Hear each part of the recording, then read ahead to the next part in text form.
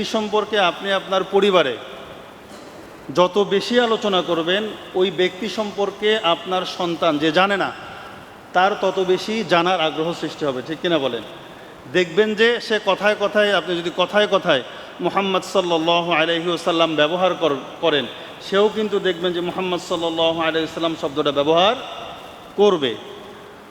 বাস্তব অভিজ্ঞতা, এর আগেও আমি বলেছি, আবারও বলছি, এই কারণেই বলছি যে আপনাদের জাস্ট জানার জন্য যে কিছুদিন পূর্বেও যে বঙ্গবন্ধু সম্পর্কে এত আলোচনা হচ্ছিল, শিশু শ্রেণীতে গিয়ে এক শিক্ষক জিজ্ঞেস করেছে তোমাদের নবীর নাম কি?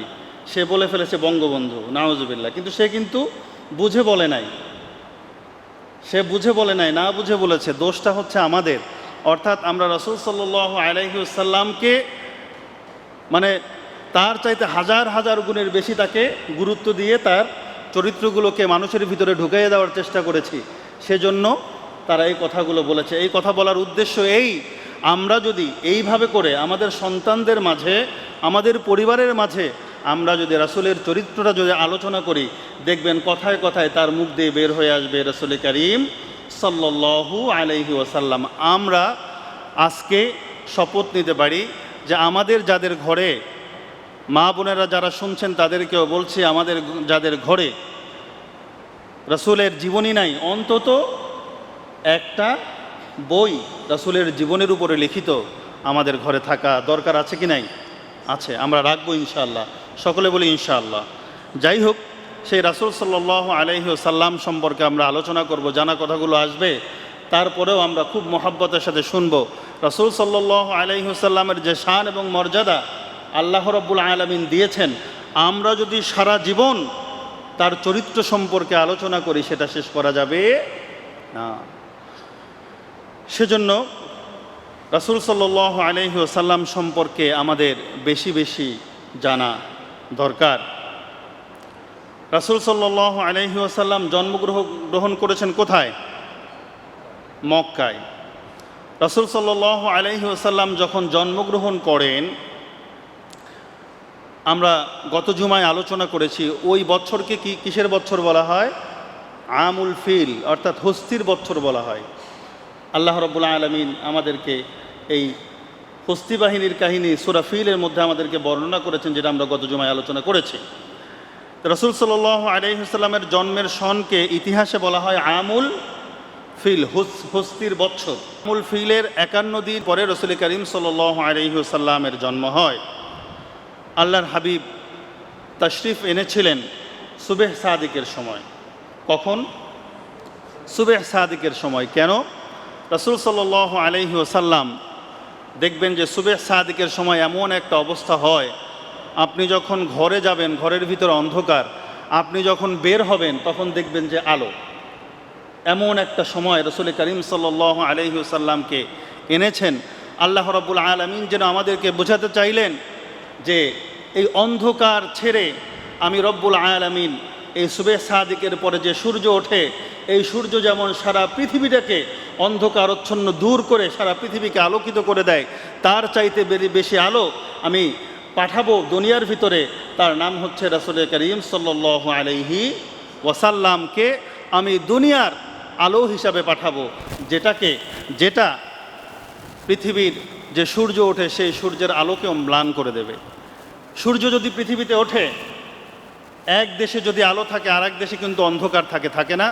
সূর্যের অপর যে পিঠ আছে, ওই পিঠের যে দেশগুলো আছে, যেমন এখন আপনি দেখবেন যে বাংলাদেশে যখন দিন হয় তখন কিন্তু আর এক দেশে, আমেরিকায় বলেন, তখন কিন্তু অন্ধকার থাকে। অর্থাৎ সূর্যটা পৃথিবীটাকে একসাথে আলোকিত করতে পারে না। কিন্তু আল্লাহ রাব্বুল আলামিন আমাদেরকে এমন একজন নবী দিলেন, যেই নবী রাসূল করিম সাল্লাল্লাহু আলাইহি ওয়াসাল্লাম সারা পৃথিবীকে একসাথে আলোকিত করেছেন। বলেন সুবহানাল্লাহ। এই রাসূল আমরা পেয়েছি, এই রাসূলকে আল্লাহ রাব্বুল আলামিন পাঠালেন মক্কা নগরীতে। মক্কা নগরীতে কেন পাঠালেন? অন্য জায়গায় তো পাঠাতে পারতেন না। মক্কা নগরীতে কেন পাঠালেন? মক্কা নগরীটা হচ্ছে পৃথিবীর কেন্দ্রস্থল, ঠিক কিনা? আপনি ম্যাপে দেখবেন যে একবারে মিডল পয়েন্ট। মিডল পয়েন্ট থেকে যদি একটা মিডল পয়েন্টে যদি একটা বাতি লাগানো হয়, দেখবেন যে সব দিকে সমানভাবে আলো ছড়িয়ে পড়ে। আল্লাহ রাব্বুল আলামিন রাসূল করিম সাল্লাল্লাহু আলাইহি ওয়াসাল্লামকে পাঠানোর জন্য মক্কা নগরীকে আল্লাহ রাব্বুল আলামিন চুজ করলেন। মক্কা নগরীকে বলা হয় ওয়াসাতুল আরদ, অর্থাৎ পৃথিবীর কেন্দ্র। এই পৃথিবীর কেন্দ্রস্থল আল্লাহ রাব্বুল আলামিন পৃথিবীর কেন্দ্রস্থলে আমাদের জন্য, আপনাদের জন্য যাকে পাঠিয়েছেন তিনি হচ্ছে মুহাম্মাদুর রাসূলুল্লাহ সাল্লাল্লাহু আলাইহি ওয়াসাল্লাম। তাকে খাতামুন নবিয়্যিন, শেষ নবী বানিয়ে আল্লাহ রাব্বুল আলামিন আমাদের কাছে পাঠালেন। আল্লাহ রাব্বুল আলামিন সূরা সাবার 28 নম্বর আয়াতে আল্লাহ রাব্বুল আলামিন বলেন, ওয়ামা আরসালনাকা ইল্লা কাফাতাল লিন্নাসি বাশীরাম ওয়া নাযীরা। ওয়ামা আরসালনাকা ইল্লা কাফাতাল লিন্নাসি বাশীরাম ওয়া নাযীরা। হে নবী, আর আমি তো আপনাকে সমগ্র মানব জাতির জন্য সুসংবাদদাতা এবং সতর্ককারী রূপে পাঠিয়েছি। সুবহানাল্লাহ বলেন।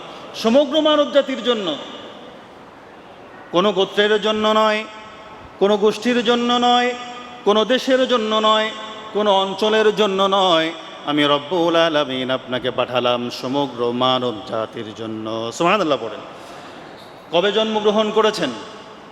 তাহলে জন্মগ্রহণ করলেন কোথায়? মক্কা নগরীতে। এবার জন্ম তারিখ নিয়ে আমাদের ভিতরে মারামারি আছে না নাই? আছে। আমাদের ভিতরে এই জন্মদিন পালন নিয়ে বিভিন্ন রকমের রেওয়াজ আছে, বিভিন্ন রকমের মন কালাকালি আছে, বিভিন্ন রকমের মারামারি আছে না নাই? আছে। যাই হোক, রাসূল করিম সাল্লাল্লাহু আলাইহি ওয়াসাল্লাম আমরা অথেন্টিক কোরআন এবং হাদিস দিয়ে জানব তার জন্ম তারিখ কত ছিল। রাইসুল মুফাসসিরিন হযরত আব্দুল্লাহ ইবনে আব্বাস রাদিয়াল্লাহু তাআলা আনহু বর্ণনা করেন, আন ইবনে আব্বাস রাদিয়াল্লাহু তাআলা আনহু قال قال ولد النبي عام الفيل। আব্দুল্লাহ ইবনে আব্বাস রাদিয়াল্লাহু তাআলা আনহু বলেন, রাসূল করিম সাল্লাল্লাহু আলাইহি ওয়াসাল্লাম জন্মগ্রহণ করেছেন কোন বছরে? আমুল ফিলের বছরে। আমুল ফিল কি সেটা আমরা গত জুমায় আলোচনা করেছি। এই আমুল ফিল যেই বছরে হয়েছে, তাহলে ওই বছরের 12 তারিখ রবিউল আউয়াল, আর এক জায়গায় আমরা পেয়েছি রবিউল আউয়ালের 12 তারিখে রাসূল করিম সাল্লাল্লাহু আলাইহি ওয়াসাল্লাম জন্মগ্রহণ করেছেন। এই আমুল ফিল তিনি যে জন্মগ্রহণ করেছেন, এই আমুল ফিলের বছরে সোমবার রবিউল আউয়ালের কত তারিখ ছিল এটা যদি বের করা যায়, তাহলে কিন্তু রাসূল সাল্লাল্লাহু আলাইহি ওয়াসাল্লামের আগমনের তারিখটাকে ঐতিহাসিকভাবে নির্ধারণ করা যায়, হাদিসের ভিত্তিতে নয়, ঐতিহাসিকভাবে নির্ধারণ করা যায়। ইংরেজি পঞ্জিকা মতে তারিখটি ছিল 571 খ্রিস্টাব্দ 20 অথবা 22 এপ্রিল। তবে তিনি কোন তারিখে জন্মগ্রহণ করেছেন সেটা কোনো কোরআন এবং হাদিস থেকে বর্ণনা পাওয়া যায় না। একটি হাদিস থেকে পাওয়া যায় রাসূল করিম সাল্লাল্লাহু আলাইহি ওয়াসাল্লাম সোমবারে জন্মগ্রহণ করেছিলেন। কী বারে? সোমবারে জন্মগ্রহণ করেছিলেন। এটা আমরা রাসূলের হাদিস থেকে পাই। সুইলান নবী সাল্লাল্লাহু আলাইহি ওয়াসাল্লাম আন সাওমি ইয়াউমুল ইসনাইন ক্বালা যালিকা ইয়াউমি উলিদতু ফীহি। রাসূল সাল্লাল্লাহু আলাইহি ওয়াসাল্লামকে জিজ্ঞেস করা হয়েছিল, হে রাসূল, আপনি সোমবারে কেন রোজা রাখেন? তিনি বলেছিলেন, ক্বালা যালিকাল ইয়াউম উলিদতু ফীহি, এটা এমন একটা দিন যেই দিনে আমি জন্মগ্রহণ করেছি। এটা রাসূল সাল্লাল্লাহু আলাইহি ওয়াসাল্লামের মুখ নিঃসৃত বাণী, অর্থাৎ হাদিস। এখান থেকে জানা যায় তিনি কোন বারে জন্মগ্রহণ করেছিলেন? সোমবার। তাহলে সোমবারে জন্মগ্রহণ করেছিল, এটা অথেন্টিক।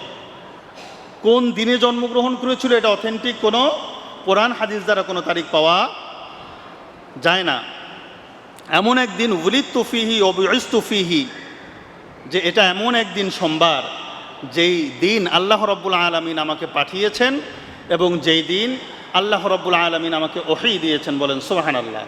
তাহলে সোমবারে তিনি জন্মগ্রহণ করেছেন, এটা আমরা হাদিস থেকে পেলাম। তাহলে কোন মাসে, এটা কোনো হাদিস আছে কিনা দেখি।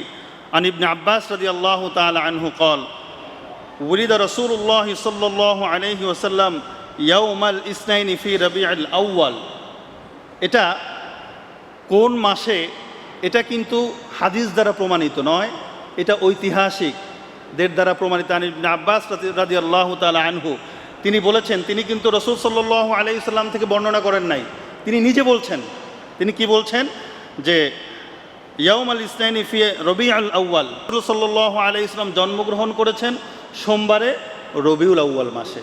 এটা কি হাদিস দ্বারা প্রমাণিত রবিউল আউয়াল মাসটা?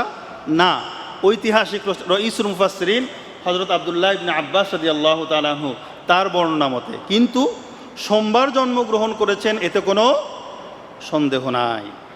এখান থেকে আমরা দুইটা জিনিস জানলাম, সেটা হচ্ছে রাসূল সাল্লাল্লাহু আলাইহি ওয়াসাল্লাম আমুল ফিলের বছর জন্মগ্রহণ করেছেন।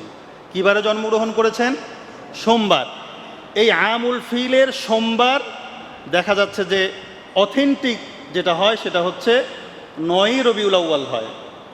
আমুল ফিলের যে বছর, সেই বছরের সোমবার 12ই রবিউল আউয়াল পাওয়া যায় না। সেজন্য আর রাহিকুল মাখতুম যারা পড়েছেন, অর্থাৎ যাদের ঘরের ভিতর আর রাহিকুল মাখতুম আছে, সেই রসুলের জীবনীটা পড়ে দেখবেন, সেখানে 9ই রবিউল আউয়ালকে অথেন্টিক বলে সবচাইতে বিশুদ্ধ মতামত বলে বলা হয়েছে।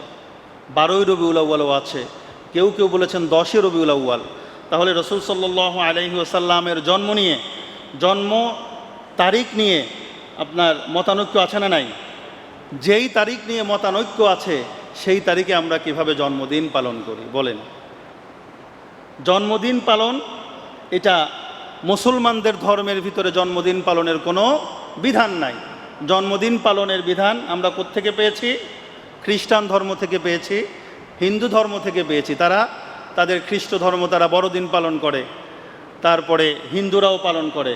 মুসলমানরা কি জন্মদিন পালন করতে পারে? পারে না। এই যে 12ই রবিউল আউয়াল জশ্নে জুলুসে ঈদে মিলাদুন্নবী হয়েছে জানেন তো, ওখানে দেখি যে একজন পোস্ট করেছে যে জশ্ন জুলুসে ঈদে মিলাদুন্নবীতে যারা অংশগ্রহণ করে নাই তারা হচ্ছে রসুলের দুশমন। এরকম দেখি যে একজন বারবার সে এরকম পোস্ট করে। তো আমি ওখানে কমেন্ট করলাম যে যারা অংশগ্রহণ করতে পারে নাই তারাই কি রসুলের দুশমন? তো উনি তখন উত্তর দিলেন যে যদি কোনো কর্মের কারণে যদি অংশগ্রহণ করতে না পারে, ব্যস্ততার কারণে, তাহলে সে রসুলের দুশমন হবে না।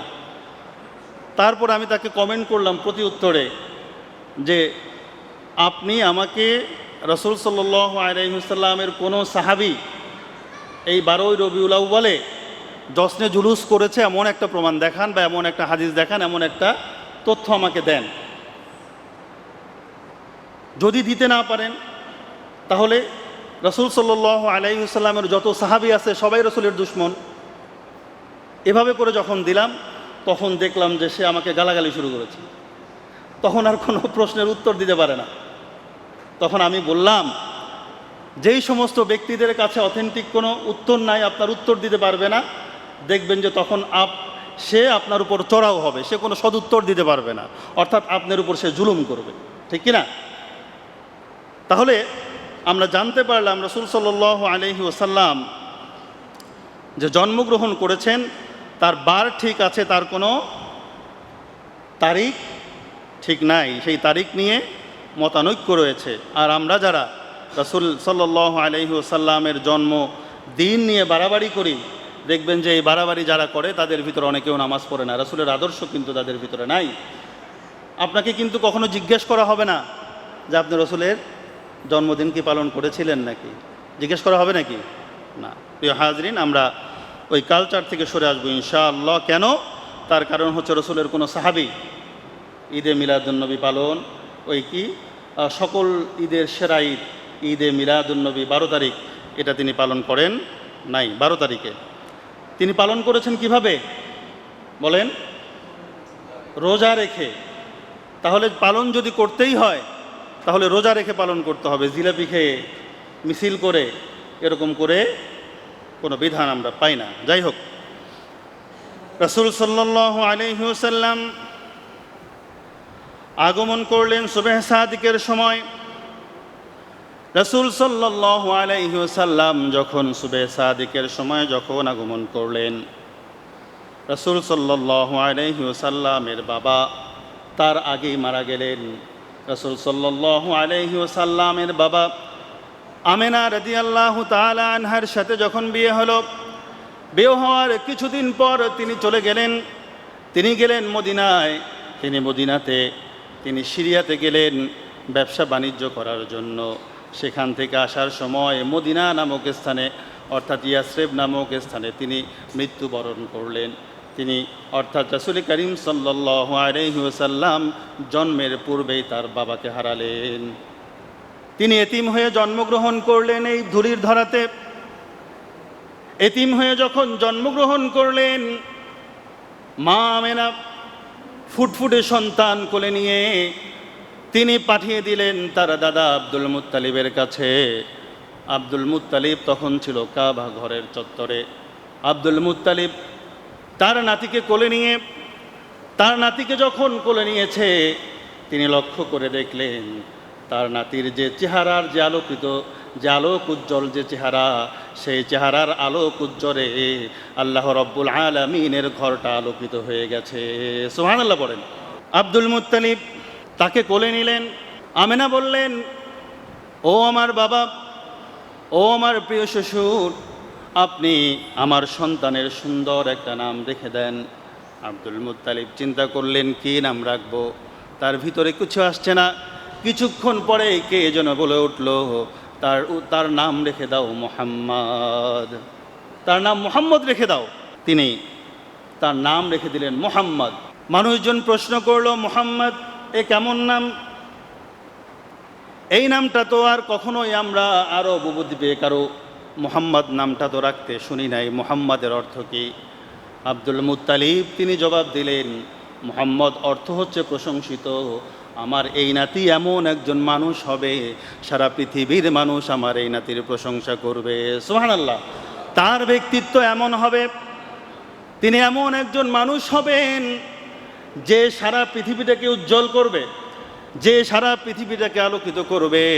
এজন্য আমি আমার নাতির নাম রেখে দিলাম মুহাম্মদ। তার মায়ের কোলে যখন দেয়া হলো, আমিনা বলেন, আমি আমার এই পুত্রের নাম রেখে দিলাম আহমদ রেখে দিলাম। সুবহানাল্লাহ, আহমদ রেখে দিলাম।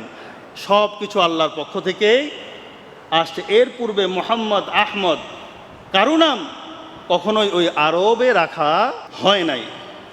আল্লাহ রাব্বুল আলামিন পৃথিবীতে আমার নবী, আপনার নবী জনাবে মুহাম্মদুর রাসূলুল্লাহ সাল্লাল্লাহু আলাইহি ওয়াসাল্লামকে এতিম রূপে আনলেন, এতিম হিসাবে পৃথিবীতে আনলেন। আল্লাহ রাব্বুল আলামিন বললেন, আলাম ইয়াজিদকা ইয়াতীমান ফাআওয়া। হে নবী, আমি কি আপনাকে এতিম রূপে পাই নাই? আমি এতিম হিসেবে পেয়ে আমি আপনাকে আশ্রয় দিই নাই, আমি তো আপনাকে এতিম হিসেবে পেয়ে আশ্রয় দিয়েছি। ওয়ারাফা'না লাকা যিকরাক। আপনাকে এতিম হিসেবে পেলে কি হবে? আপনার মান মর্যাদাকে আমি রব্বুল আলামিন এমন উঁচুয় উপনীত করেছি। ওয়ারাফা'না লাকা যিকরাক। সব কিছু থেকে আমি রব্বুল আলামিন আপনাকে সম্মানিত করেছি। সুবহানাল্লাহ। ওয়ারাফা'না লাকা যিকরাক, সব চাইতে মর্যাদায় উন্নীত করেছে আমি রব্বুল আলামিন আপনাকে এতিম হিসেবে পেয়েছি। তাতে কি হয়েছে? এতিম হিসেবে আসলে এতিম থাকে না। আমি রব্বুল আলামিন আপনাকে এমন মর্যাদায় উন্নীত করেছি যে মর্যাদায় আর কেউ কখনো যেতে পারবে না। যারা এতিমদেরকে ধমক দেয়, আল্লাহ রব্বুল আলামিন তাদেরকে ধমক দিয়েছেন। এতিম হিসেবে যারা আসে তাদের মন খারাপ করার কিছু নেই। তার কারণ হচ্ছে পৃথিবীর সর্বশ্রেষ্ঠ যিনি মানুষ, সর্বশ্রেষ্ঠ মহামানব যিনি, তাকেও আল্লাহ রাব্বুল আলামিন এতিম হিসাবেই পাঠালেন। সুবহ সাদিকের সময় রাসূল সাল্লাল্লাহু আলাইহি ওয়াসাল্লাম আসলেন। তার দাদা রাখলেন মুহাম্মদ এবং তার মা রাখলেন কি? তার মা কি রাখলেন? আহমদ। আহমাদ অর্থ হচ্ছে যিনি সবচাইতে বেশি প্রশংসা করেন। যিনি সবচাইতে বেশি প্রশংসা করেন তার নাম আহমদ। আমি আপনাদেরকে জিজ্ঞেস করতে চাই, আল্লাহ রাব্বুল আলামিনের যত প্রশংসা পাবার যোগ্য, পৃথিবীতে যত মানুষ আসবে, যত মানুষ এসেছে, আরও ভবিষ্যতে যারা আসবে, সবাই মিলে রাসূল সাল্লাল্লাহু আলাইহি ওয়াসাল্লাম আল্লাহর প্রশংসা যত করেছেন, এমন প্রশংসা কি কেউ করতে পারবে নাকি? কেউ করতে পারবে? কেউ করতে পারবে না। সেজন্য মা আমেনা তিনি তার সন্তানের নাম কি রাখলেন? আহমদ। আহমদ অর্থ কি? যিনি সবচাইতে বেশি প্রশংসা করেন। আর মুহাম্মদ অর্থ কি? প্রশংসিত, যার প্রশংসা সবচাইতে বেশি করা হয়। বলেন তো দেখি, রাসূল সাল্লাল্লাহু আলাইহি ওয়াসাল্লামের প্রশংসা ছাড়া এমন কোনো মানুষ দেখাতে পারবেন যে 24 ঘন্টা যার প্রশংসা করা হয়? দেখাতে পারবেন না। আল্লাহ রাব্বুল আলামিন বোধহয় আমাদেরকে বললেন, আলহামদুলিল্লাহি রাব্বিল আলামিন, আমি হচ্ছে সমস্ত আলম জগতের রব। আলহামদুলিল্লাহ, সমস্ত প্রশংসা আল্লাহর জন্য। রব্বুল আলামিন, যিনি হচ্ছে সমস্ত জগতের রব। সমস্ত জগতের রবকে আল্লাহ, সমস্ত জগতের রবকে আল্লাহ। একটা জগৎ নয়, আল্লাহ রব্বুল আলামিন যত জগৎ সৃষ্টি করেছেন সমস্ত জগতের রব। আল্লাহকে একটা জগৎ সৃষ্টি করেছেন। আলম মানে একটা জগৎ, এক বচন। আলামের বহু বচন আলামিন। আল্লাহ রব্বুল আলামিন বললেন, আলামিনটা আমি রব্বুল আলামিন নিজের জন্য ব্যবহার করলাম, আর আপনাকে আমি পাঠিয়ে দিলাম। ওয়ামা আরসালনাকা ইল্লা রাহমাতাল লিল আলামিন। আলামিন শব্দটা আমি আমার জন্য ব্যবহার করলাম, আর কারো জন্য ব্যবহার করি নাই, শুধুমাত্র আপনার জন্য। আমি আপনাকে সমস্ত জগতের জন্য রাহমাতাল লিল আলামিন হিসেবে পাঠিয়ে দিলাম। সুবহানাল্লাহ।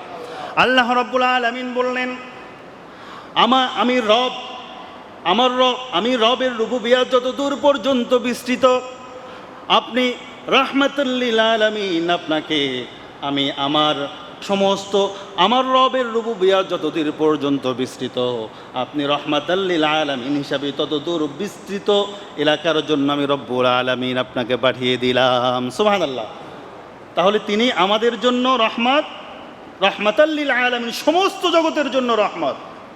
শুধুমাত্র মানুষের জন্য নয়, মানুষের জন্য রহমত, পশুর জন্য রহমত, জিনের জন্য রহমত, পশু পাখি যত কিছু আছে পৃথিবীতে, যত কিছু সৃষ্টি করেছেন সব কিছুর জন্য রহমত। ঠিক কিনা বলেন?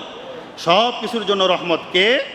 রাসূল করিম সাল্লাল্লাহু আলাইহি ওয়াসাল্লাম বলেন, আমার নাম শুধু আহমদ নয়, আমার নাম শুধু মুহাম্মদ নয়, আমার আরও অনেকগুলো নাম আছে।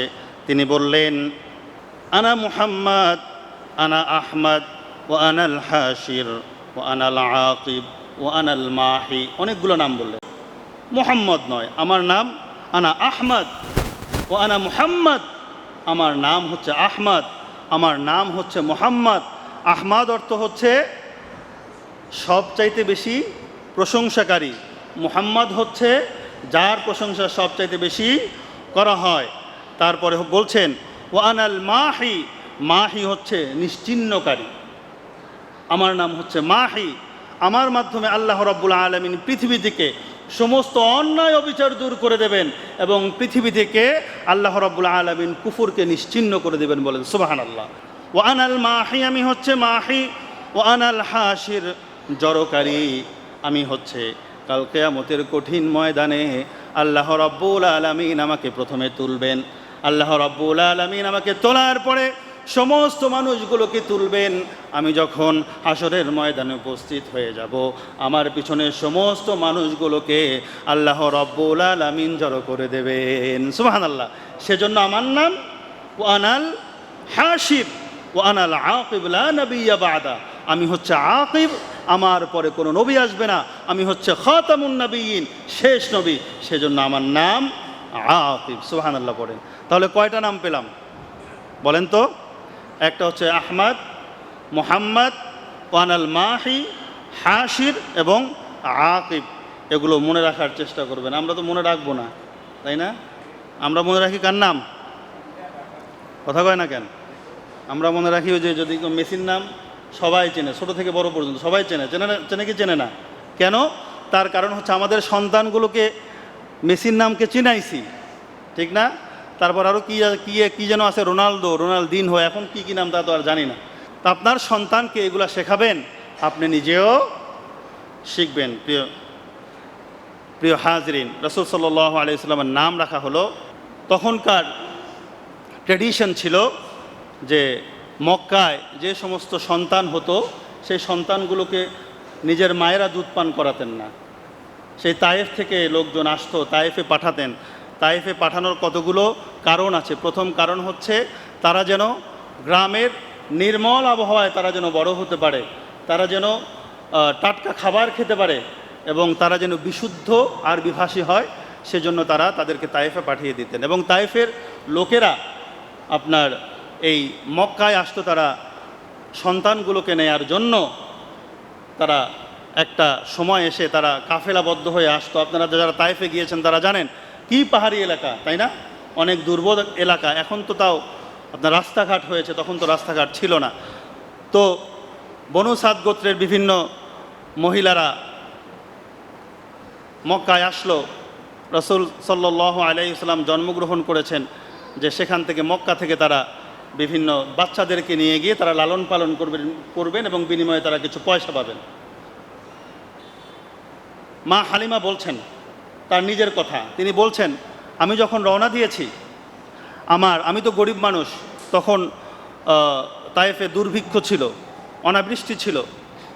আমি যখন রওনা দিয়েছি, আমার একটা গাধা ছিল, মাদি সাদা একটা গাধায় রওনা দিয়েছি আমি, আমার স্বামী এবং আমার এক পুত্র আব্দুল্লাহ তাকে নিয়ে, এবং আমাদের সাথে একটা উট ছিল।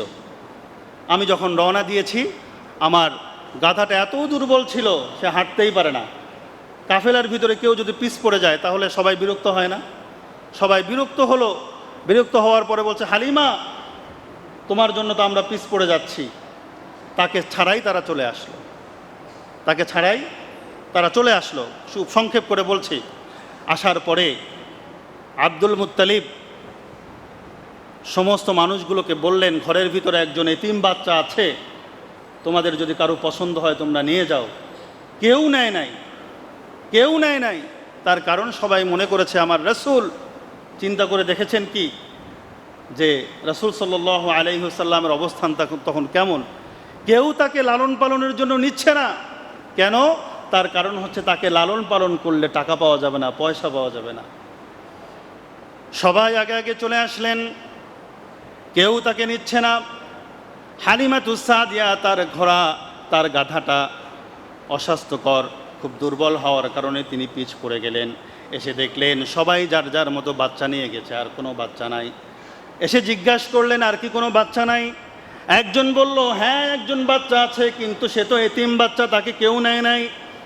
সবাই তাকে দেখে গিয়েছে, তার ঘরের ভিতরে কেউ বিদায় নাই। শুধুমাত্র এতিম শুনে তার ঘরের ভিতরে কেউ যায় নাই, সেখান থেকেই চলে গেছে, বাচ্চা শুধু একটা আছে। তখন হালিমা চিন্তা করলেন, বাচ্চাকে নেব কি নেব না, নাকি এখান থেকেই ফেরত যাব। হালিমা তার স্বামীর সাথে আলাপ করলেন। তার স্বামী বললেন, একবারে খালি হাতে যাওয়ার চাইতে নিয়ে যাওয়া ভালো। শর্ত হলো, যদি তোমার পছন্দ হয় তাহলে নিয়ে যাও। হালিমা চিন্তা করলো, এই বাচ্চাকে আমি নিয়ে যাব, কিন্তু শর্ত হলো আমাকে পছন্দ হতে হবে, আমার পছন্দ হওয়া লাগবে, পছন্দ না হলে নেব না। হালিমাতুস সাদিয়া জিজ্ঞেস করলেন, বাচ্চাটার বাসা কোথায়? একজন দেখিয়ে দিল বাচ্চাটার বাসা, ওই যে দেখা যায় জীর্ণ শীর্ণ ঘর। তিনি বললেন, ভিতরে কে আছো? ভিতর থেকে আওয়াজ এলো, কে গো? বলে, আমি হালিমাতুস সাদিয়া, আমি সন্তান নেওয়ার জন্য এসেছিলাম, কোনো সন্তান পাই না। মা আমেনা বললেন, তুমি কি আমার সন্তানকে নিবে নাকি? বলে যে হ্যাঁ, শর্ত আছে। শর্তটা হচ্ছে যদি আমার পছন্দ হয় তাহলে নেব। মা আমেনা ডেকে বলেন, কত মানুষ আসলো, কত মানুষ এখান থেকে চলে গেল, কেউ তো আমার সন্তানকে দেখতেও চাইল না, নিতেও চাইল না। আমার সন্তান এতিম বলে কেউ নেয় নাই, সবাই চলে গেছে আমার সন্তানকে অবহেলা করে। তুমি কি আমার সন্তানকে নিতে চাও? বলে যে হ্যাঁ, তো নিতে চাই। যদি তোমার সন্তানকে আমার যদি পছন্দ হয় তাহলে এই কেবল নেব, তা না হলে নেব না। হালিমাতুস সাদিয়াকে ঘরের ভিতরে ডাকা হলো। হালিমাতুস সাদিয়া ঘরের ভিতরে গেল। ঘরের ভিতরে গিয়ে দেখে রাসূল সাল্লাল্লাহু আলাইহি ওয়াসাল্লাম মা আমিনার কোলে শুয়ে আছে, তার মুখটা একটা রুমাল দিয়ে ঢাকা। হালিমাতুস সাদিয়া বলে, দেখি তোমার সন্তানের চেহারাটা একবার দেখাও, শর্ত তোমার মনে আছে নাকি? তোমার সন্তানকে যদি আমার পছন্দ হয় তাহলে তোমার সন্তানকে নিয়ে যাব, সন্তানকে পছন্দ না হলে কিন্তু নেব না। মা আমিনা তার মুখ থেকে যখন রুমালটা ছড়ালেন, হালিমা বলে, আমি যখন বাচ্চা নবী, প্রিয় নবী মুহাম্মদুর রাসূলুল্লাহ সাল্লাল্লাহু আলাইহি ওয়াসাল্লামের শিশু মুখখানার দিকে তাকালাম, আমার কাছে মনে হলো হালিমা কে যেন আমাকে বলছে, হালিমা এই বাচ্চা না নিয়ে তুমি কিন্তু কখনো যেও না। সুবহানাল্লাহ পড়েন। হালিমাতুস সাদিয়া বলল, আমার চোখটা শিশু মুহাম্মাদের দিকে একবারে লেগে আছে। আমি চিন্তা করলাম টাকা পয়সা পাই আর না পাই, এই বাচ্চা না নিয়ে আমি যাব না। তিনি বললেন, আমার কোলে দাও, তোমার বাচ্চাকে আমি নিতে চাই। হালিমাতুস সাদিয়া বলে, আমি যখন আমার কোলের ভিতরে নিলাম, আমার কাছে মনে হলো সমস্ত পৃথিবীর আলো, চন্দ্র সূর্য যত আলো দেয় সমস্ত আলোগুলো আমার কোলের ভিতরে ধরা দিয়েছে। সুবহানাল্লাহ বলেন। আমি নিয়ে চলে গেলাম। চলে যাওয়ার পরে রাত হয়ে গেল। আমার দেরি দেখে সবাই রওনা দিয়ে দিয়েছে। আমি চিন্তা করলাম রাত হয়ে গিয়েছে, আজকে মক্কায় থাকবো, আজকে এখন রওনা দেওয়ার কোনো সময় নাই। আমার সন্তান আব্দুল্লাহ, ছোট সন্তান, সে অনেক দিন ধরে রাতে ঘুমাতে পারে না ক্ষুধার জ্বালায়। আমি আমার এই ছোট্ট মুহাম্মদকে নিয়ে যাওয়ার পরে আমি রাত্রে যখন আমার বুকের ভিতরে তাকে ধরলাম, আমার মনে হলো সমস্ত শান্তিকে যেন আমার বুকের ভিতরে ঢেলে দিয়েছে। সুবহানাল্লাহ। আমি দুধ খাওয়ানোর জন্য মুহাম্মদকে আমার স্তনের ভিতরে মুখটা লাগিয়ে দিলাম। মুহাম্মদ সাল্লাল্লাহু আলাইহি ওয়াসাল্লাম পরিতৃপ্তি সহকারে দুধ পান করলো। আমি চিন্তা করলাম পূর্বে তো আমার স্তনের ভিতরে এত দুধ ছিল না, দুধ কিভাবে আসলো? আমার সন্তান আব্দুল্লাহ অনেক দিন ধরে ক্ষুধার জ্বালায় ঘুমাতে পারে না। আমার সন্তানকে আমি আরাক স্তনে যখন দিয়ে দিলাম, আমার সন্তান পুরো তৃপ্তি সহকারে খেয়ে এমন ঘুম দিল, আমি আমার সন্তানের এমন ঘুম, আরামের ঘুম আর জীবনে দেখি নাই। সুবহানাল্লাহ পড়েন। পরিতৃপ্ত সহকারে তারা ঘুমিয়ে পড়লো খেয়ে। এখন আমাদের খাবার পালা। আমাদের সাথে একটা উটনি ছিল, উটনি থেকে দুধ হয় না। আমি আমার স্বামীকে পাঠিয়ে দিলাম। আমি আমার স্বামীকে বললাম, আমরা কোনো লস করি নাই, তার কারণ হলো আমার মনে হয় আমরা যেই সন্তানটিকে নিয়েছি এই সন্তানটি একটি বরকতপূর্ণ সন্তান হবে। আল্লাহ রাব্বুল আলামিন আমাদেরকে এই বরকতপূর্ণ সন্তান দিয়ে আমাদেরকে বরকত লাভ করাবে। আপনি যান। আমার স্বামী চলে গেল। চলে গিয়ে বলে, দুধ দহন করে নিয়ে আসলো। বলে, হালিমা রে, কাকে তুমি নিয়ে আসলা? কোনো দিন দেখি নাই। আমি এতদিন ধরে চেষ্টা করেছি, আমার উটনির ওলান ধরে অনেক চেষ্টা করেছি, দুধ বের হয় না। আজকে তখন আমার উটনির ওলানের ভিতরে যখন হাত দিলাম, হাত দেওয়ার সাথে সাথে ওলানটা পরিপূর্ণ হয়ে গেছে এবং দুধ দহন করার সাথে সাথে দুধগুলো বের হয়ে গিয়েছে। কত খাবা খাও, কত খাবা খাও। সুবহানাল্লাহ পড়েন। কত খাবা। তারপরের দিন চলে গেল। ওই যে আগের দিন তো তারা রওনা দিয়ে দিয়েছে। আগের দিন রওনা দেওয়ার পরে ওরা, আমি তো পিছ পড়ে গিয়েছিলাম। এখন আমি প্রতিমধ্যে তাদেরকে দেখলাম, আমার গাধা যে আস্তে আস্তে এসছিল, মানে যে দুর্বলতার কারণে হাঁটতে পারছিল না, এখন মুহাম্মদকে নিয়ে যখন আমি আমার গাধার উপরে উঠলাম, তখন দেখলাম যে আমার গাধা সেই আগের গাধা নাই, সবাইকে ছুটে একবার ছাড়িয়ে চলে যাচ্ছে। এবার প্রতিমধ্যে দেখা হলো কার সাথে?